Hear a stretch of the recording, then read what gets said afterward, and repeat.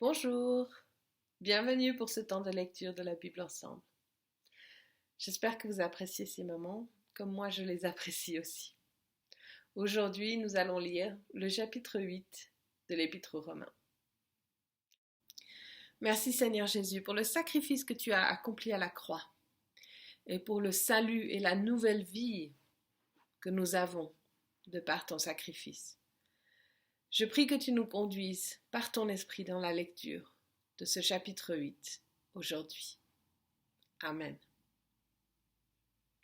Je lis donc le chapitre 8 de l'Épître aux Romains dans la version Louis II. Il n'y a donc maintenant aucune condamnation pour ceux qui sont en Jésus-Christ.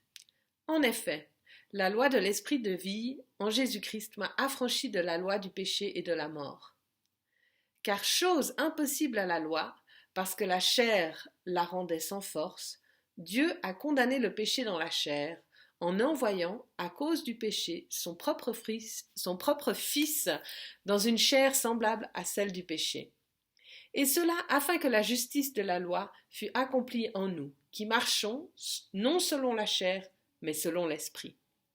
Ceux, en effet, qui vivent selon la chair, s'affectionnent aux choses de la chair, tandis que ceux qui vivent selon l'esprit s'affectionnent aux choses de l'esprit. Et l'affection de la chair, c'est la mort, tandis que l'affection de l'esprit, c'est la vie et la paix.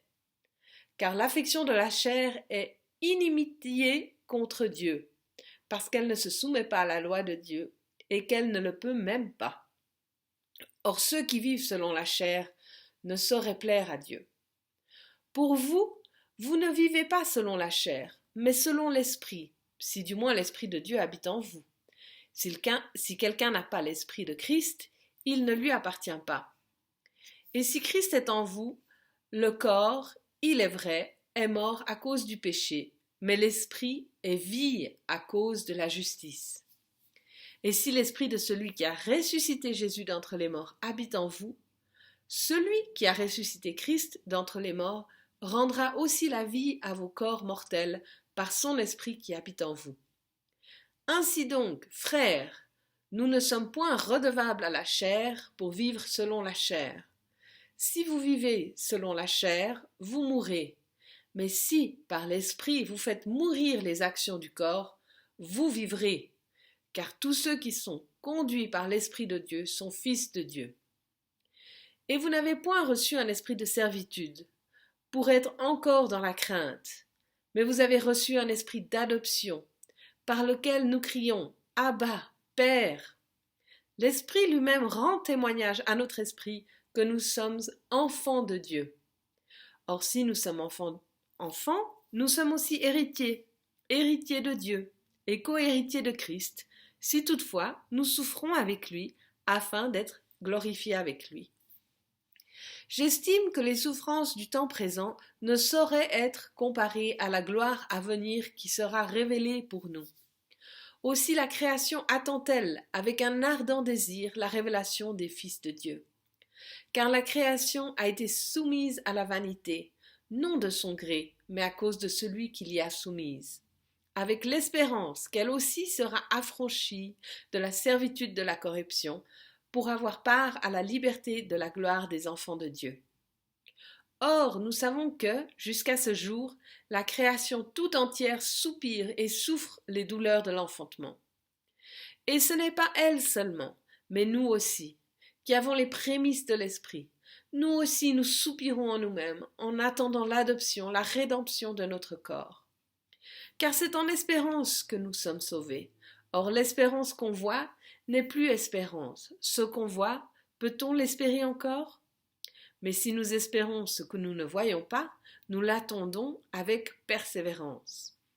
De même aussi, l'Esprit nous aide dans notre faiblesse, car nous ne savons pas ce qu'il nous convient de demander dans nos prières. Mais l'Esprit lui-même intercède par des soupirs inexprimables.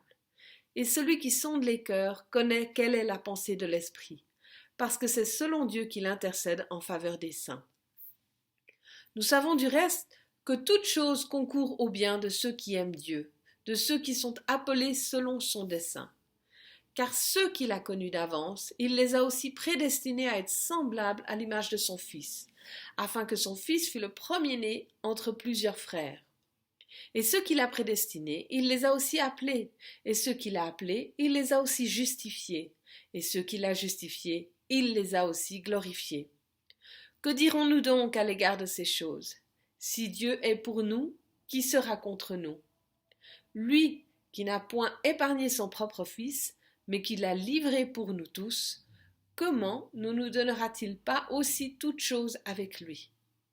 Qui accusera les élus de Dieu? C'est Dieu qui justifie. Qui les condamnera? Christ est mort, bien plus, il est ressuscité, il est à la droite de Dieu et il intercède pour nous. Qui nous séparera de l'amour de Christ? Sera-ce la tribulation ou l'angoisse ou la persécution ou la faim ou la nudité ou le péril ou l'épée?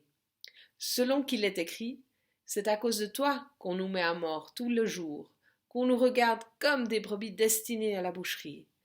Mais dans toutes ces choses, nous sommes plus que vainqueurs par celui qui nous a aimés. Car j'ai l'assurance que ni la mort, ni la vie, ni les anges, ni les dominations, ni les choses présentes, ni les choses à venir, ni les puissances, ni la hauteur, ni la profondeur, ni aucune autre créature ne pourra nous séparer de l'amour de Dieu manifesté en Jésus-Christ, notre Seigneur.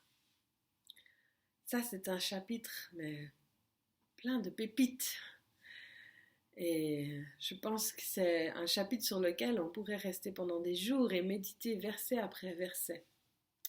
Mais là, pour ces vidéos, il faut quand même que je fasse un peu plus simple. Nous sommes nés de nouveau, on dit, en tant que chrétiens.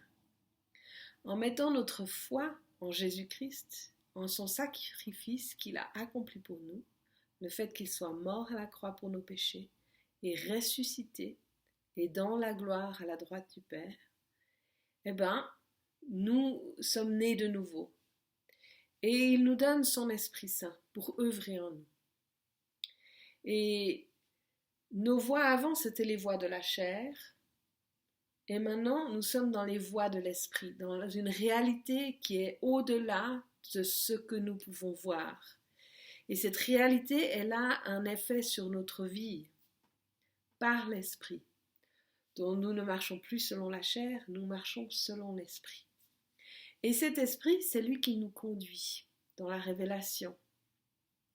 C'est lui qui nous conduit aussi dans la révélation qu'en étant nés de nouveau, nous sommes nés de nouveau dans la famille de Dieu. Jésus étant le premier-né, nous sommes adoptés et nous sommes co-héritiers dans sa famille. Cet héritage, nous ne le vivons pas pleinement maintenant, mais c'est cette ferme assurance que nous avons dans la vie éternelle. Donc on vit dans cette tension, avec cette tension intérieure entre la chair et l'esprit. Des fois, nous nous occupons des choses de notre chair, nos désirs charnels, et des fois nous regardons à l'esprit. Et c'est là où nous avons besoin de cette dépendance dans le Saint-Esprit pour œuvrer en nous et nous faire grandir. Pas pour notre propre plaisir, nous n'utilisons pas l'esprit pour nos propres besoins égoïstes, mais l'esprit œuvre en nous pour rendre gloire à Jésus-Christ à travers nous. Et j'aime beaucoup vers la fin, comme cette tension, elle devient encore plus claire. Parce que nous avons cette ferme assurance de cet héritage. Et même si nous ne le vivons pas pleinement maintenant, nous savons que nous l'avons. Et cette assurance que l'Esprit nous donne, eh ben, ça nous permet de vivre à travers les difficultés de la vie actuelle. Et il ne nous a pas promis qu'on n'aurait pas des problèmes. Mais il est avec nous à travers les problèmes. Que ce soit les souffrances naturelle, la famine, la sécheresse, ou infligée par d'autres, il est avec nous toujours. Et là, on peut le voir dans le témoignage des gens qui sont passés avant nous, Que ce soit dans les arènes à Rome pour se faire dévorer par les lions, les chrétiens avaient cette ferme assurance dans leur héritage. Et c'est pour ça qu'ils n'avaient pas peur et ils ne reniaient pas cette foi quand ils confrontaient les lions. Et de la même manière, récemment, quand on voit la Daesh, là, ISIS, qui tue ces chrétiens coptes d'Égypte, je crois qu'ils étaient d'Égypte, mais là aussi, ils n'ont pas renié leur foi et ils sont entrés dans cet héritage.